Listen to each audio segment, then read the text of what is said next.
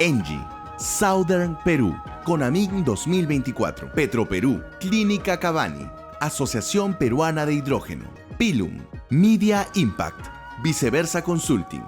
Presentan Tierra Adentro con Oscar Díaz.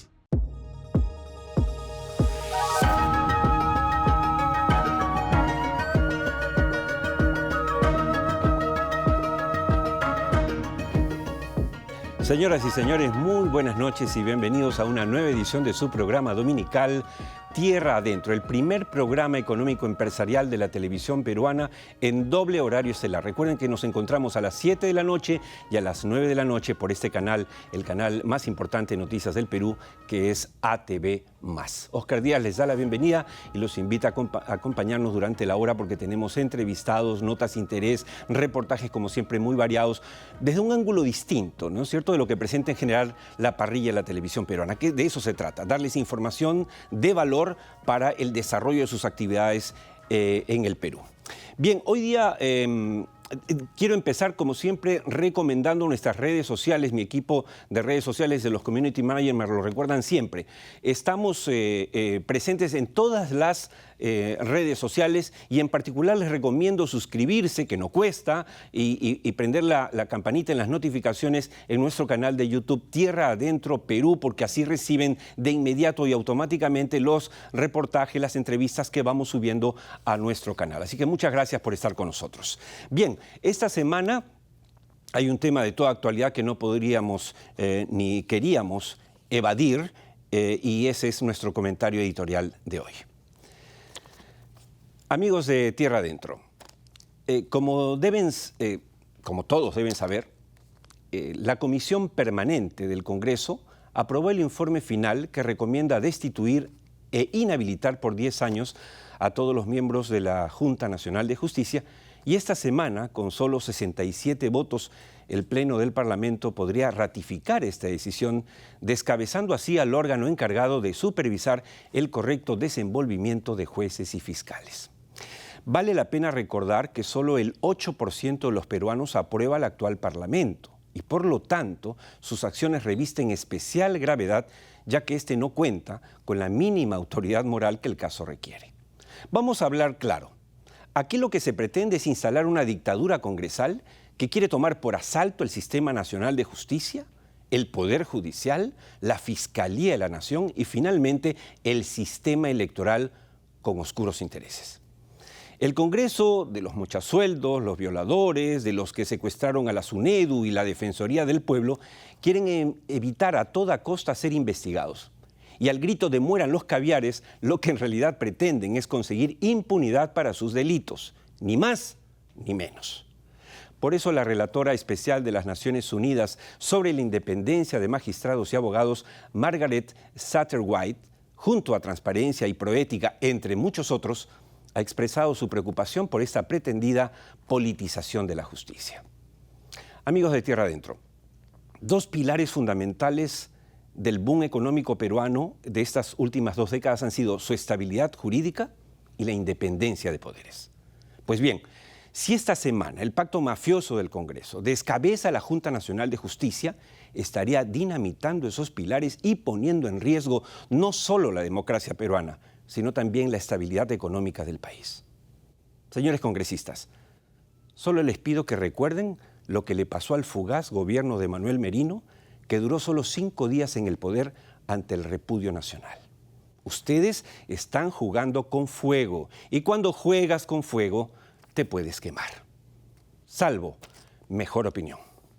Y dicho esto, nos vamos hasta Canadá, donde empieza el evento minero más importante del mundo. Vamos a conversar con el presidente de la delegación peruana del PDAC, Oscar Benavides, de inmediato. Esto llega gracias a CONAMIN 2024.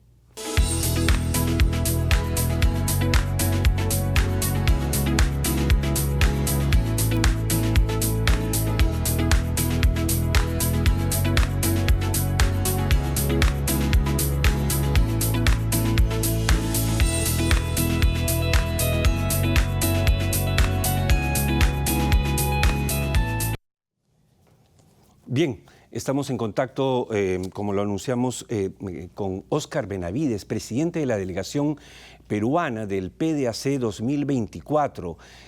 Como ustedes saben, este es el evento minero más grande del mundo. Se fundó en 1932. Imagínense ustedes la vigencia y la importancia. Y mi primera pregunta para Óscar Benavides, agradeciéndole mucho este contacto desde Toronto, Canadá, en directo, es la siguiente. Óscar, desde hace por lo menos 15 años, Perú es uno de los países que despierta mayor expectativa entre los inversionistas de todo el mundo que asisten al PDAC de Toronto. En mi caso, como tú sabes, yo he sido 8 veces partícipe presencial o testigo presencial de este hecho. ¿Cuál es la novedad de la presentación de la delegación peruana este 2024, sobre todo en el Perú Day? ¿Qué de nuevo podemos ofrecer a los inversionistas? Hola Oscar, gracias por la invitación. Sí, aquí desde Toronto. Mira, creo que más que una novedad que habrá, y la contaré en un segundo, en lo que va a ser la delegación peruana, nuestra misión es este año la de consolidar la credibilidad del país como un destino de inversiones y de promover la competitividad.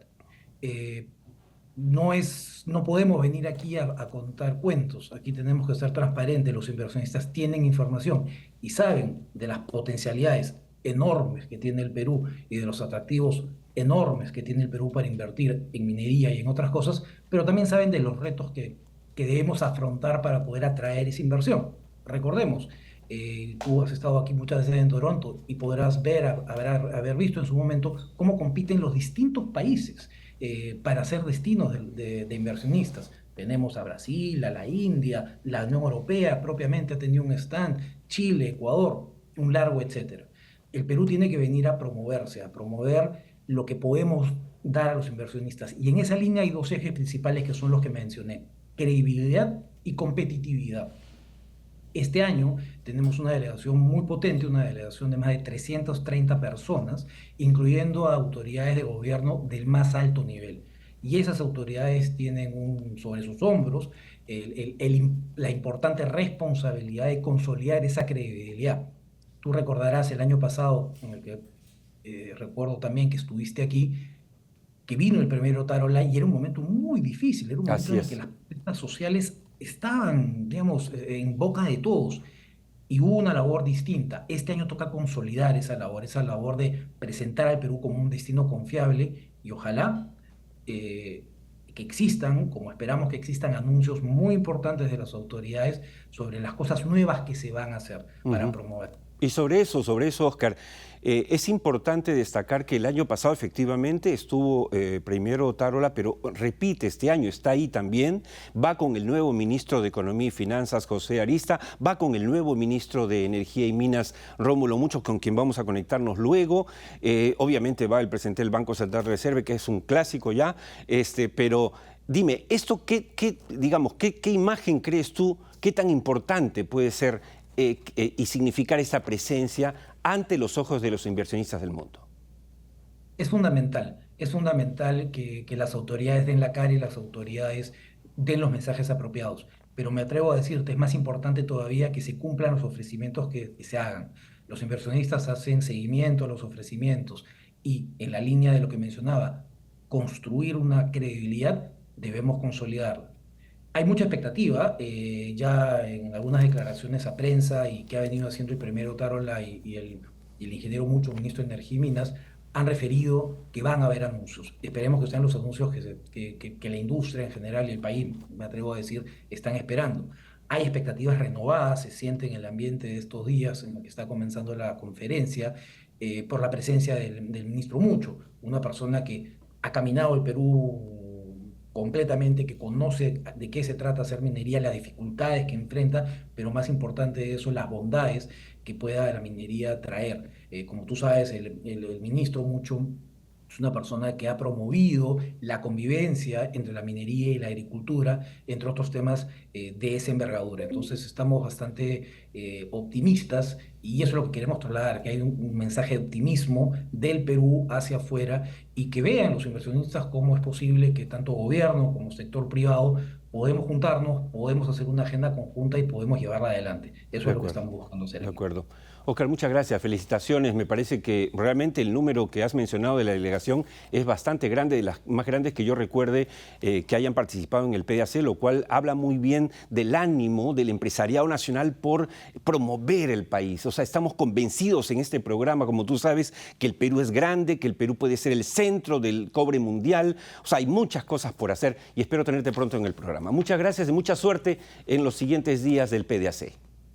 A ti, muchas gracias. Ha sido Oscar Benavides, presidente de la delegación peruana del PDAC, en el evento del Prospector and Developers Association of Canada, que es el evento minero más importante del mundo. Ahora vamos a pasar a un tema que hemos anunciado en las redes sociales y es el futuro inmediato de Petroperú, la empresa pública más grande del Perú. Ha estado con dimes y diretes, idas y venidas, ha tenido esta semana cambio de directorio, cambio de presidente y vamos a hablar con el expresidente de Petroperú, Humberto Campodónico, que hizo un artículo muy interesante esta semana que vamos a desmenuzar hoy para todos ustedes. Esta entrevista, que es la entrevista de portada de hoy, llega gracias a Viceversa Consulting y sus servicios de comunicación social. Entrenamiento de voceros. Estrategias comunicacionales de perfil bajo. Fortalecimiento de identidad corporativa. Manejo de redes sociales. En comunicaciones, eso y mucho más es Viceversa Consulting, que desde hace 24 años gerencia soluciones. Bien, está con nosotros el invitado anunciado, el invitado en la entrevista de portada es Humberto Campodónico, expresidente de Petroperú. Buenas noches y bienvenido, Humberto. Buenas noches, Oscar, para ti y toda tu audiencia. Vamos de frente a lo nuestro. El nuevo ministro de Economía, José Arista, ha declarado que Petroperú no enfrenta un problema de insolvencia, sino uno de liquidez. Justamente sobre eso versó tu artículo. ¿Estás de acuerdo con él? Sí, en ese punto sí. Es importante establecer que esas dos categorías se usan para evaluar a empresas que tienen problemas. Cuando la empresa es insolvente, lo que quiere decir es que no tiene capacidad de pago, pues no tiene patrimonio suficiente ni ingreso suficiente para cubrir sus deudas. Entonces, en ese sentido, la insolvencia es una situación permanente, ¿no? Y a partir de ahí se puede decir que la empresa está quebrada.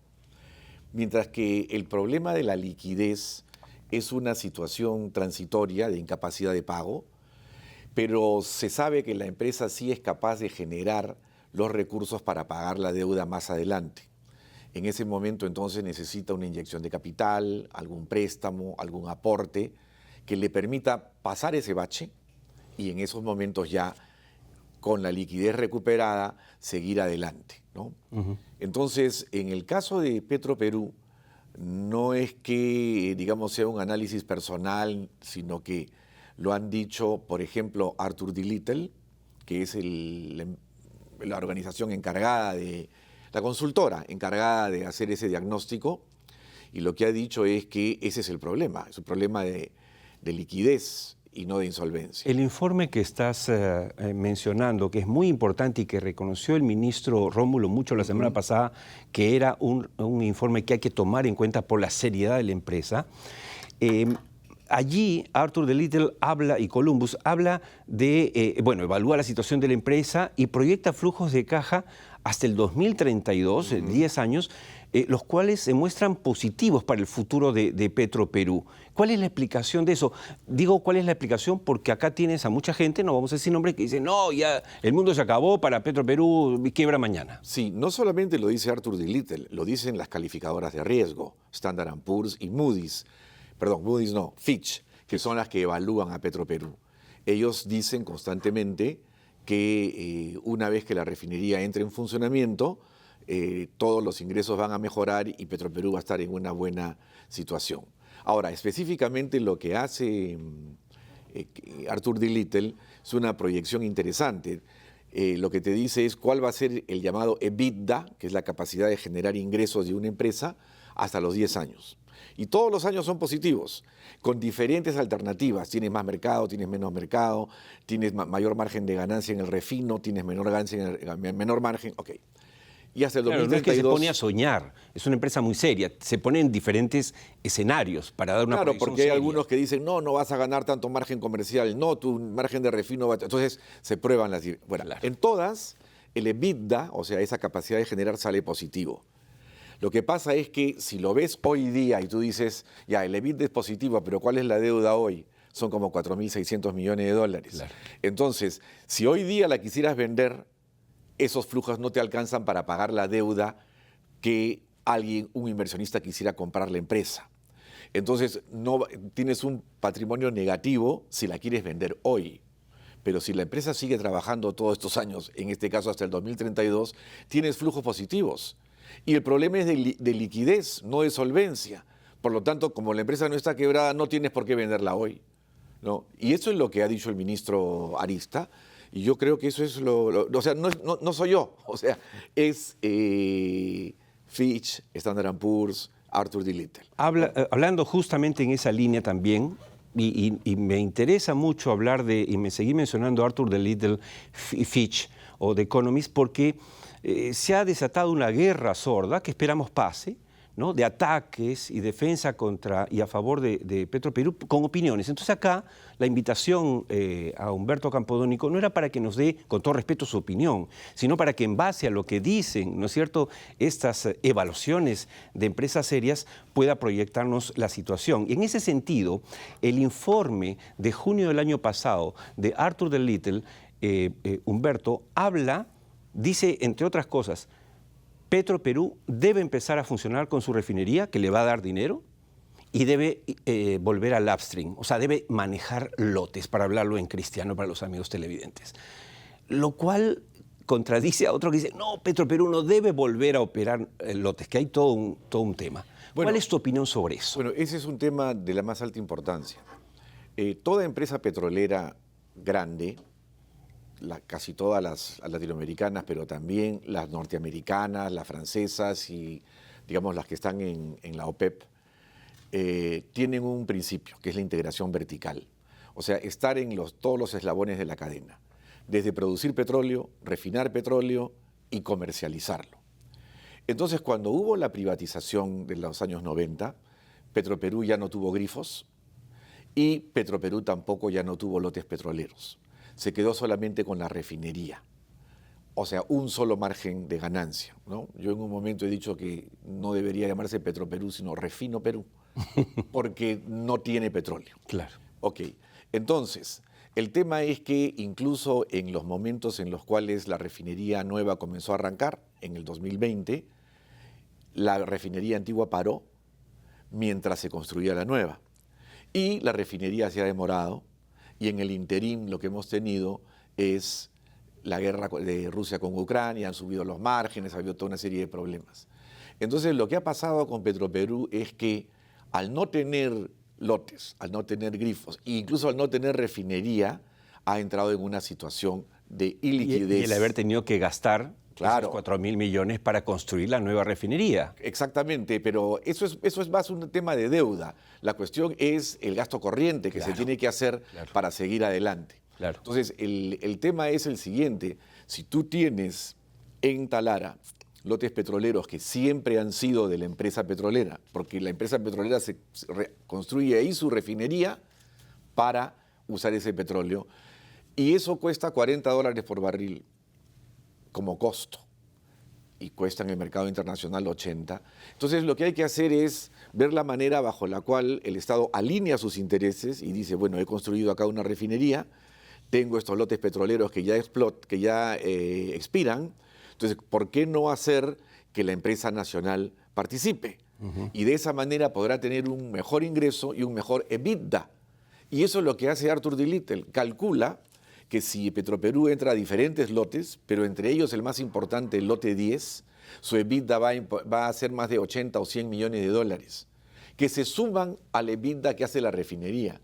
Entonces, evidentemente que alinear los intereses del Estado es importante, y yo creo que en el Ministerio de Energía, de Economía y Finanzas sobre todo, donde ven la proyección de los flujos, donde se preocupan por la deuda que tiene Petroperú, se preocupan por su propio riesgo país, ellos lo que tendrían que estar mirando es que esta situación conviene. Ahora, Petroperú planteaba entrar con el 100%, la reciente licitación le ha dado 40%, no sé bien por qué, habrá que discutir. Bueno, ha habido mucha Está presión, muy bien la mucha presión participación sobre privada, Perú. claro, pero pues, nadie objeta la participación privada, habrá que ver cómo es, pero eso va a ser muy importante, porque va a añadirle el flujo a la empresa. Claro. Y lo recomienda aquella empresa que se contrató justamente por indicación del MEF para que evalúe toda la toda la reestructuración de Petroperú. Hemos mencionado Arthur the Little y Columbus y también los detractores, los que han estado en contra todo este tiempo de Petroperú, han hablado de Fitch Ratings, ha bajado la calificación de Petroperú. Bueno, pero algo que no dicen es que Fitch Ratings ha dicho textualmente, entre otras cosas, esto: la finalización de la refinería reducirá drásticamente la inversión de capital de la compañía después del 2023. También aumentará la eficiencia operativa.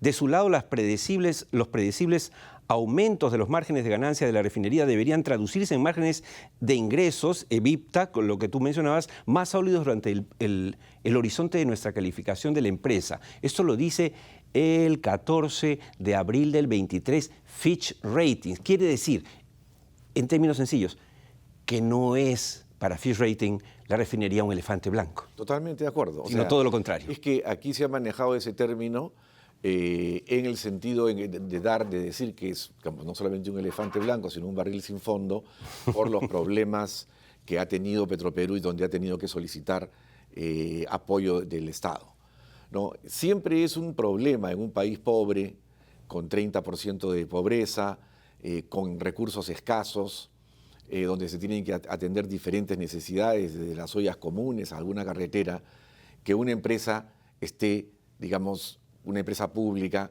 esté pidiendo dinero para soportar ese bache.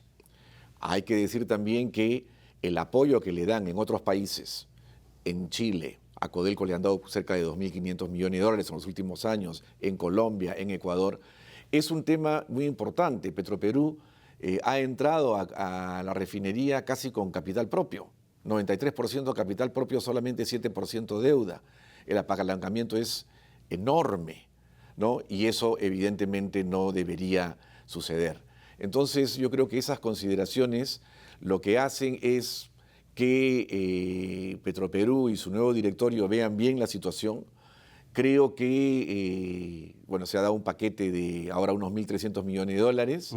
Debieran analizar cómo está la deuda en el corto plazo y también la deuda de mediano y largo plazo, y estructurar un plan, si es que ya no lo tienen de alguna manera pensado, para que haya una continuidad y una solvencia en el tiempo, ¿no? Y no se tenga que estar con estos refinanciamientos o con estos aportes cada cierto número de tiempo, que es lo que evidentemente no se quiere, ¿no? En ese sentido, se tiene tiene un mandato particular ese directorio, la manera bajo la cual ya cada uno de ellos no es uno en sí mismo. Exacto. Sino que son los responsables de la buena marcha de la empresa. Mira, y eso es fundamental. Después de haber leído con detenimiento el informe de Arthur the Little, los informes de Fitch Ratings, después de leer The Economist, que nos habla que va a haber un despegue de la producción de petróleo a pesar del cambio de la matriz energética, que va hacia arriba, entonces yo creo que este nuevo directorio, integrado básicamente por economistas, va a darse cuenta de que lo que hay que hacer es apoyar a Petroperú porque es un buen negocio, no por un favor. Bueno, y no sí, es un barril sin fondo. O sea, el tema para mí tiene que ver con lo del buen gobierno corporativo, ¿no? En el sentido que va desde la elección de los directores y de su presidente hasta todas las relaciones que hay económicas y sociales con los trabajadores. Este directorio ha vuelto a ser elegido a dedo, ¿no? Sí. No estoy diciendo que... Aunque dicen que es transitorio, ¿no? Es transitorio, pero igual cuando estuve en el directorio aprobamos una ley, mejor dicho, aprobamos un proyecto de ley que se envió al ministerio porque Petroperú no tiene iniciativa de ley, en la cual se establecían una serie de condiciones de meritocracia. También lo hizo el directorio anterior. Sí. Ya. Sí. Ok, se puede entender que se haya pasado por encima de esto debido a la circunstancia, hay un atenuante ahí. Sí, sí. Pero lo mejor es que en lo que viene, así como en ENAP de Chile, en Ecopetrol en Colombia, haya un headhunting, se escoja bien a los directores. Incluso en el caso de Colombia, el presidente de la República no tiene nada que ver con quién es el presidente de Ecopetrol, ¿no? Y se analiza. Entonces, eso me parece que es muy, muy importante. Sí, sí. Eso es el buen gobierno corporativo y eso es lo que falló en agosto-septiembre del 2021, cuando hubo acusaciones de corrupción por la Así venta es. de biodiesel, Así es. cuando no se pudo sacar adelante el hecho de que se auditen los estados financieros del 2021 por una firma internacional, y eso creó desconfianza en la banca, las líneas de crédito se comenzaron a parar, y bueno, esas son las cosas que no deben volver Humberto, a yo he suceder. ejercido el periodismo desde los 80 y para mí es clarísimo que cada vez que el gobierno de turno ha convertido a Petroperú en su botín, Petroperú ha sufrido. Exactamente. Entonces, lo que tú dices lo suscribo plenamente. Si le damos la gobernanza que debe tener, vamos a ver una empresa de la cual nos podemos sentir orgullosos Exactamente. realmente. Muchas gracias, de Perdón, verdad. tengo No un sé si último quieres... tema. Sí, por favor. Es el hecho que, desde mi punto de vista, debe haber participación del capital privado en Petroperú. De acuerdo. En el 2011 se aprobó una ley, la 29817, en la cual planteamos el 20%. Ahora ha subido hasta el 49%. Me parece exagerado, pero es muy importante que haya una participación del capital privado en el directorio de Petroperú, o sea, en las acciones y por lo tanto representación en el directorio. ¿Por qué? Porque eso va a poder transmitir el hecho de una transparencia en diferentes acciones que se pueden tener. Entonces, esa participación en Colombia es un accionariado popular, ¿no? Habría que ver cómo es que eso se da. Y desde ese punto de vista, lo más importante es que se entre a ese proceso con una empresa consolidada, con una refinería en marcha, con 100.000 barriles diarios, con un margen de refino, con lotes petroleros que te dan un margen de EBITDA adicional. Y por lo tanto, entonces la empresa va a ser valorada, no como es valorada ahora, que con esos flujos de caja, a la hora que regresas, ¿no?, y ves la deuda, el patrimonio es negativo, sino con un planteamiento a futuro de patrimonio positivo, para que cuando se vendan esas acciones, que no debería ser un porcentaje grande desde mi punto de vista, pero esa es otra discusión, ya la refinería y la empresa tengan un valor por el cual se está pagando una suma que en verdad lo refleje. Y no como ahora, que se estaría comprando esa empresa por nada casi. Exacto, a precio vil. Eso es muy importante. De acuerdo. Y es un mensaje que... De acuerdo. Bueno, muchas gracias también por la invitación. No, gracias. Gracias por la claridad, Humberto. Ha sido Humberto Campodónico, expresidente de Petroperú. Solo un comentario final, y es personal. Ha habido expresidentes también de Petroperú que han hablado pestes de Petroperú, ¿no? Carlos Paredes es uno de ellos. A mí me parece que eso es antiético, ¿no? O sea, si él le parece que Petroperú no sirve, no hubiese aceptado ser director, y menos aún presidente. Y menos aún al irse a hablar mal de la empresa. O sea, ¿qué quiere decir? ¿Que cuando estás en la empresa y cobras te parece buena la empresa y cuando estás fuera es la peor? Eso no es ético. En lo personal a mí me deja un mal sabor. Bien, gracias Humberto nuevamente y nos vamos con nuestro segmento Vale un Perú, que llega gracias a Sauder Perú y tiene que ver con otro logro de nuestro querido país en el ámbito minero, a propósito de que estamos hablando hoy del PDAC. Miren el dato, no se lo pierdan, digno de orgullo, y nos vamos a la pausa, por supuesto, para retornar con la segunda parte del programa, porque hay mucho más para ustedes en Tierra Adentro.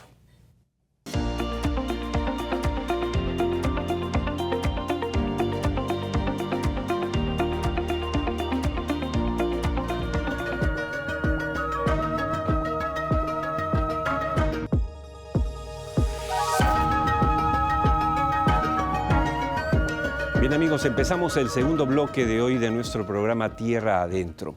Uno de los temas que efectivamente vamos nosotros difundiendo desde hace 2 años que estamos con ustedes es esta convivencia armoniosa entre, que es absolutamente posible, factible y real en el mundo, entre la minería moderna y el ecosistema.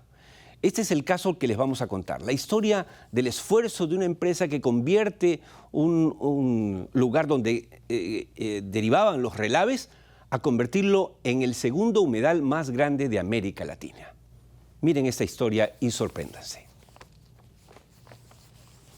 Los humedales peruanos se erigen como un auténtico santuario de vida, albergando el 13% de las especies de aves a nivel mundial y el 50% de los anfibios sudamericanos. En la desembocadura del río Locumba, al nororiente de la ciudad de Tacna, a 45 kilómetros al sureste de Hilo, emergen los humedales de Ite, hogar de una amplia diversidad de especies animales y vegetales. Principalmente son las aves acuáticas, aves silvestres acuáticas o playeras también. Principalmente las galleretas, pollas de agua, patos, hasta 5 variedades de patos. Y en estos últimos 27 años, gradualmente, con el equipo multidisciplinario y profesionales que tenemos, y estudios que se han hecho, se ha logrado formar toda esta magnitud que es el humedal más grande que tenemos en la costa peruana. En este contexto, Tierra Adentro busca destacar el valor social, cultural y científico inherente en estas aproximadamente 1.600 hectáreas de pura vida que se encuentran en constante crecimiento, para dar origen al humedal más extenso del Perú y el segundo más grande de América Latina. Desde el punto de vista ambiental, la importancia de los humedales de Ite en realidad toman mucha relevancia no solo a nivel local, sino a nivel global. Se convierte además como un espacio de migración de aves, un observatorio de aves. Presencia de plantas, presencia de aves, de peces, que sobre todo tienen una estancia tanto permanente como también eventual, llegando de repente a sumar más de 160 especies que se pueden advertir en estos humedales. Hoy, gracias a los esfuerzos de la empresa minera Southern Perú, el gobierno local y Serfor, los humedales de Ite se constituyen como un milagro de la naturaleza, evidenciando que la vida tiene la capacidad de prosperar incluso en situaciones adversas.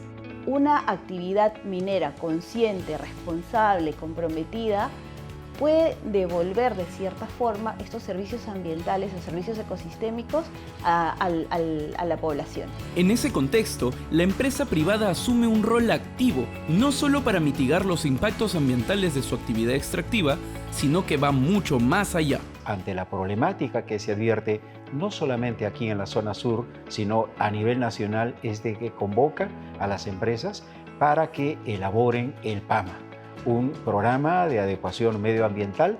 Tienen un doble beneficio, el beneficio evidentemente ambiental y el beneficio de conformidad, porque el día de hoy las empresas, no solamente mineras, pero las empresas industriales de manera general, tienen una presión y un peso reglamentario bastante importante en materia de conformidad, en materia de preservación del ambiente. Gracias al programa de adecuación medioambiental, conocido por sus iniciales como PAMA, Southern Perú comenzó a implementar mejoras tecnológicas y capacitación del personal para abordar los problemas ambientales de la zona. De acuerdo a nuevas regulaciones y todo ello, Southern Perú decide y opta, de acuerdo a lo establecido con el PAMAC, disponer ya los relaves tierra adentro, que están a 25 kilómetros de la unidad operativa de Quebrada Honda. Y ahí tenemos la presa de relaves de Quebrada Honda. Desde ese momento, desde 1997, empezamos a desarrollar lo que es el PAMA, el Programa de Adecuación y Manejo Ambiental, en formar toda la zona de reserva de relaves de Ite, conformarlos en un humedal.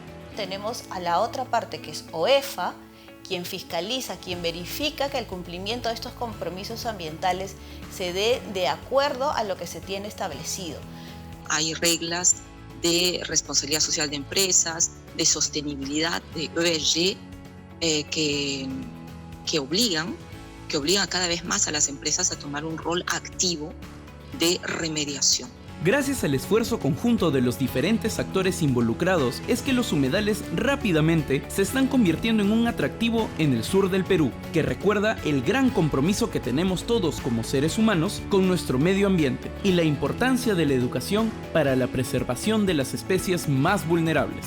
Por supuesto que tenemos que apoyarnos del Ministerio de Educación a través de sus planes educativos, tenemos que de las empresas privadas a través de todos los programas de educación que entregan a la sociedad. La empresa asumió con responsabilidad estas mejoras que había que hacer porque tiene todavía para desarrollar esta actividad minera por algunos años más a futuro. Entonces, es bueno reconocer, ¿no es cierto?, estos cambios, esta inversión que se ha hecho para beneficio, ¿no es cierto?, de la comunidad. La responsabilidad ambiental de las empresas mineras es crucial hoy en el mundo entero. En este contexto, Southern Perú ha demostrado un compromiso ejemplar al asumir el cuidado y protección de los humedales de Ite. Su enfoque proactivo no solo resalta la importancia de la sostenibilidad en la industria minera, sino también la capacidad de las empresas para liderar iniciativas que contribuyan positivamente al cuidado del medio ambiente. Los humedales... Bueno, esta es la historia, ¿no? Esta es la historia, en este caso, una historia feliz, pero de esfuerzo, ¿no es cierto?, conjunto, el Estado, la empresa privada, en este caso Southern Perú, que no solamente nos ha regalado este inmenso humedal, que es el segundo más grande de América Latina, sino que además lo cuida, permanentemente lo defiende, incluso contra gente que quiere dañarlo por intereses mezquinos. Así que felicitaciones a ellos y vamos a seguir contándoles historias como esta en las siguientes ediciones del programa. Vamos a pasar ahora a presentarles unos tips de Viceversa Consulting, pero esos tips, de los cuales ya voy a hablar, llegan gracias a Petroperú. Desde hace 54 años, somos la empresa que mueve al país. Hoy garantizamos nuestra sostenibilidad con el retorno al upstream y la operación plena de la nueva refinería de Talara, con la tecnología más avanzada para la producción de combustibles más limpios. Somos Petroperú y trabajamos día a día para brindar la energía que mueve al Perú. Bien, hoy queremos hablarles de la importancia de los voceros. Todos vemos programas de televisión, periodísticos sobre todo, donde algunos funcionarios públicos o empresarios o ejecutivos meten la pata. ¿Por qué? Porque no conocen, porque no saben comunicar, porque no han sido entrenados. Son buenos empresarios, buenos ejecutivos, buenos administradores de empresa, buenos asesores legales, no hay duda. Pero cuando uno está en medios de comunicación, la cosa cambia. Y hay que estar preparados, y hay que ser entrenados. Miren aquí, y con unos videos vamos a graficar un poco esto. Miren ustedes lo que puede pasar, lo que le pasó a un candidato, creo que de Guanajuato, en México, por no estar preparado debidamente como vocero. Miren ustedes. Como tu diputado local es de erradicar la impunidad en Guanajuato, crearé las condiciones para que a los honestos les vaya mal,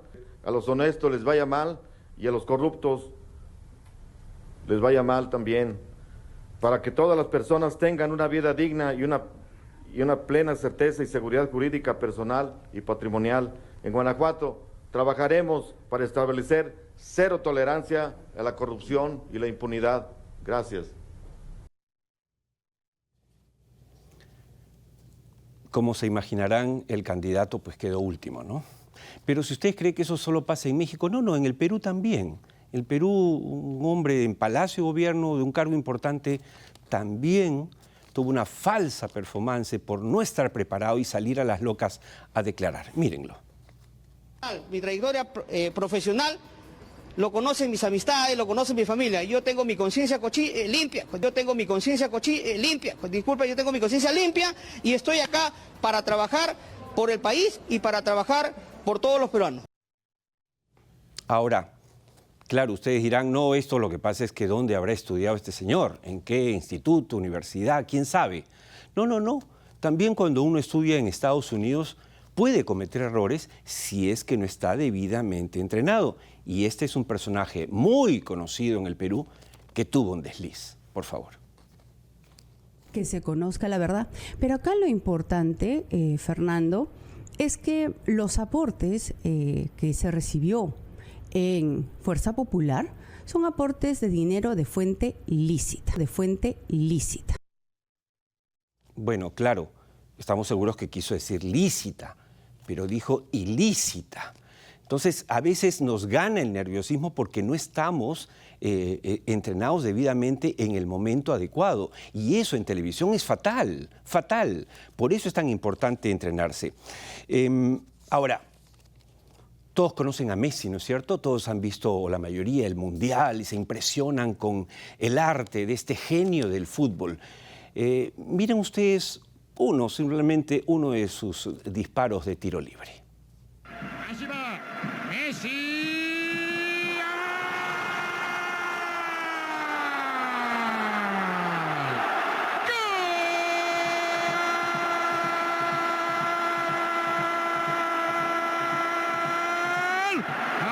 Argentina. Bueno, si ustedes creen que esto es solamente obra de, ¿no es cierto?, de Dios, no es. El hombre entrena día y noche, hace años, desde niño. Hay que entrenarse, hay que tener una persona que te vaya, digamos, guiando, y eso es lo que hace un Messi, y eso se lleva al campo de las comunicaciones. Por eso, por ejemplo, nosotros decimos siempre que cuando uno va a comunicar tiene que responder primero 3 preguntas. La primera, señor director, es ¿qué debemos decir? ¿Qué queremos decir? ¿Qué queremos decir? Porque eso es lo que uno, digamos, siente, cree que debe comunicar, pero ahí viene después la segunda. La segunda es, ahí está, ¿qué queremos decir? Usted no puede comunicar, no puede salir a un medio de comunicación, prensa, radio y televisión, sin saber qué quiere decir. Pero segundo, sin responder también internamente a la pregunta, ¿qué podemos decir? Porque es distinto. Y ahí combinamos los deseos con la ciencia, con las encuestas, con lo que la empresa realmente está capacitada para cumplir. Y la tercera pregunta es, ¿qué debemos decir? ¿Qué es bueno para la imagen corporativa de su empresa, sea minera, petrolera, energética, para su instituto, para su ministerio, para lo que fuere? Estas 3 preguntas que parecen tan sencillas son fundamentales para tener realmente una presentación exitosa en medios televisivos, radiales o en prensa escrita para comunicar adecuadamente. Y ahí venía un poco la mención, ya para terminar, decía yo, de Messi, y el caso de Mohamed Ali, el más grande, ¿no es cierto?, boxeador de todos los tiempos que estamos viendo en la foto. Bueno, él tenía esquina. Él tenía esquina, él no era solo él. Había un equipo, había gente que lo guiaba. Y eso es lo que es necesario tener cuando uno quiere comunicar. En ese sentido, Viceversa Consulting tiene a los profesionales que pueden ayudar a su empresa, a su institución, a su entidad pública a mejorar, a potenciar la comunicación de sus voceros. Y por eso hoy queríamos compartir con ustedes estos tips que son fundamentales para el éxito, porque cada vez es más importante tener una buena comunicación y una buena reputación en los medios y, por supuesto, corporativa. Dicho esto, nos vamos de inmediato al segundo corte del programa, presentándoles, por supuesto, nuestro segmento Volver al Futuro, que llega gracias a Media Impact.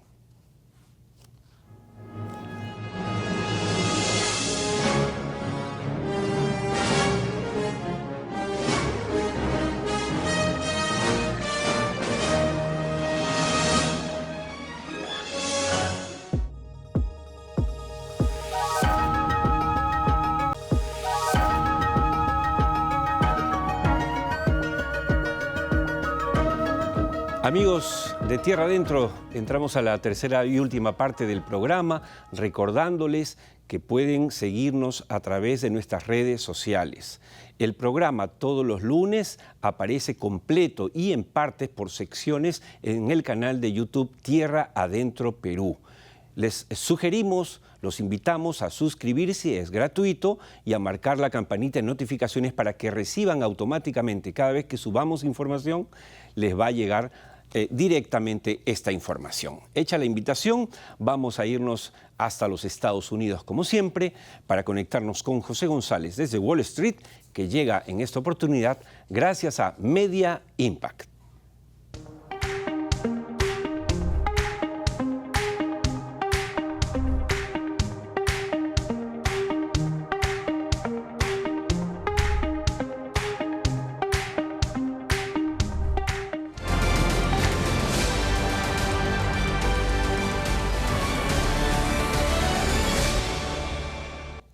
Bien, y estamos conectados como todos los domingos con el gerente asociado de GCG Advisors, el banquero de inversión, José González. Buenas noches, José.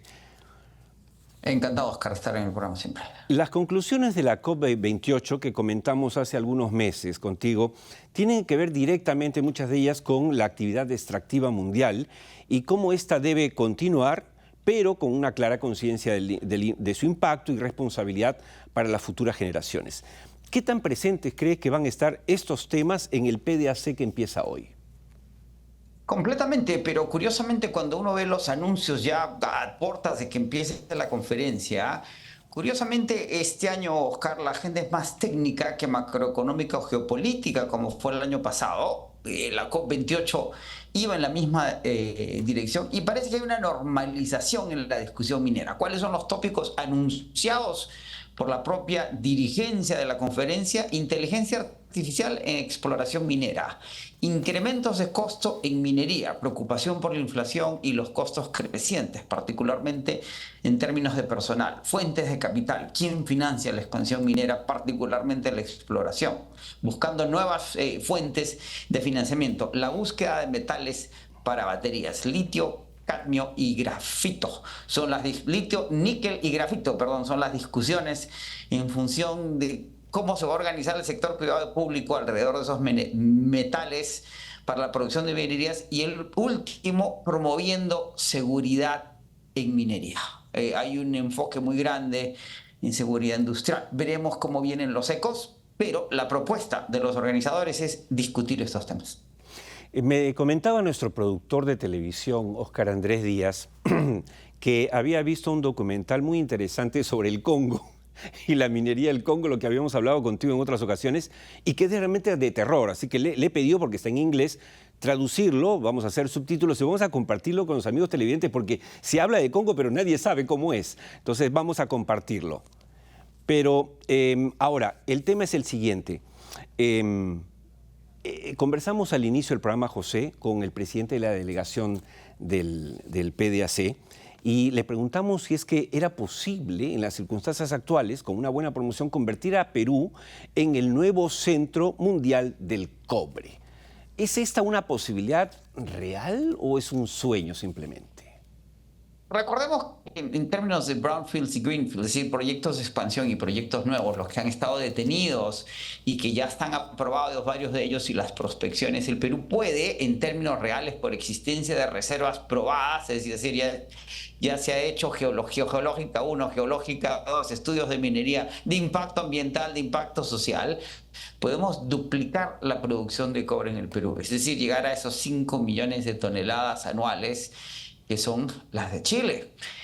Chile no va a crecer en la misma dimensión ni velocidad, y ninguna fuente de cobre a nivel global, los proyectos que hay en Zambia van a tomar de 10 a 20 años, tiene el potencial peruano. El Perú, como lo decíamos hace 2 domingos, Southern puede llegar a ser una de las mineras de cobre más grandes del mundo con 1.6 millones de toneladas. Los otros productores van a crecer también, sin duda. Pero por supuesto que no solo es probable, sino que es posible, y que en función de las dinámicas que está señalando el PDAC, baterías, y todo tiene que ver con cobre, porque un automóvil eléctrico consume 6 veces más cobre que un automóvil convencional de combustión externa. Todo apunta, como dice Goldman Sachs, que Chile y Perú son la Arabia Saudita, haciendo una comparación del petróleo, del cobre. José, pasando a otro tema, el tema que también es de actualidad, Petroperú. Conversamos en el primer bloque con el expresidente de Petroperú, Humberto Campodónico, que puso relieve al informe de Arthur de Little, esta consultora, y Columbus, esta consultora de prestigio mundial, y luego a Fitch Ratings, conocidas por todos. Hemos tenido acá el gusto de entrevistar además a la representante Fitch Ratings para Latinoamérica, que evalúa los temas en América Latina. Y lo que nos decía es que tiene la esperanza que el nuevo directorio, aunque transitorio, pueda, digamos, acomodar un poco las cosas en la empresa estatal. Incluso el nuevo presidente, Carlos Linares, entiendo, corrígeme, el 2017 colocó en el mercado algo de $2.000 millones en bonos. La pregunta es, ¿qué debemos esperar, José, de esta nueva conducción de la empresa estatal? Ya con el anuncio del cambio en el peso del directorio, es decir, antes el 60% del voto en el directorio está en manos del Ministerio de Energía y Minas, y hoy día está en manos del MEF, del Ministerio de Economía y Finanzas, el 40% está más o menos en manos del Ministerio de Energía y Minas. Los trabajadores tienen un representante sindical en la Junta. Es muy claro que hay un enfoque en darle viabilidad, solvencia a la compañía vía este proceso de reestructuración que se ha anunciado. No es casual prácticamente la totalidad de los nuevos directores vienen del sector económico, son economistas o del sector bancario o del sector financiero. Porque es evidente, como lo hemos señalado, que la compañía no está quebrada, pero está sufriendo una crisis de liquidez importante, lo que en inglés se llama distress financiero.